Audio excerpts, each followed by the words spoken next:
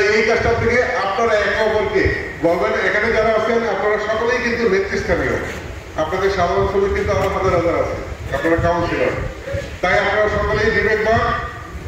আমি সার্বভৌম বলতে চাই, শিমুল ভাইয়ের নেতৃত্বে আমাদের যোগ্য সহযোগিতা এবং নেতৃত্বে আমরা সারা দেশব্যাপী করব, দুর্ঘটনা কমাবো, যানজট কমাবো। আগে আমরা ঢাকা শহর এবং শহর করবো এবং সেখানে আপনারা হলেন একেবারে প্রাইম লোকেশনের পারফেক্ট পার্সন, আপনারা এটা নিয়ন্ত্রণ করেন।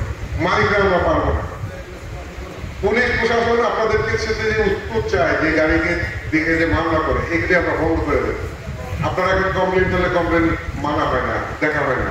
যখন আমরা সুশৃঙ্খল চলবো তখন কোন পুলিশ অন্যায়ভাবে মামলা দেয় এবং টাকা চায়, মাসওয়ারা চায়, অঘোষিতভাবে বলবো আপনারা জানেন লক্ষ লক্ষ টাকা পুলিশকে দিতে হয়। পুলিশ অফিসাররা বলছে এটা আমরা পুলিশদেরকে বলছি আমরা সেই পুলিশের দেশে দেখতে চাই না আমাদের শ্রমিককে মালিককে অত্যাচার করবে। তবে আমরা সাথে এই ঘোষণাও দিয়ে দেব, আমরা বিশৃঙ্খল হয়ে চলবো না, তারপরে অন্যায় করলে আমরা তা প্রতিবাদ করবো। আপনাদের সকলের সুস্বাস্থ্য কামনা করি। এই সম্মেলন কার্যকরী হোক।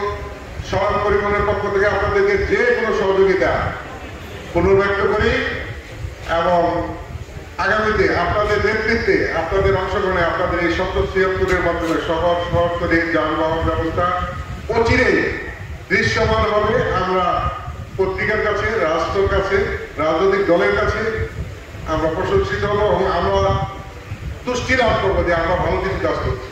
আমরা আগের সেই চাঁদাবাজি, আগের সেই দখলবাজি, আগের সেই দলবাজিতে থাকবো না। সবাই একমত? আপনাদের সকলের সুস্বাস্থ্য কামনা করি। আসসালামু আলাইকুম ওয়া রাহমাতুল্লাহ।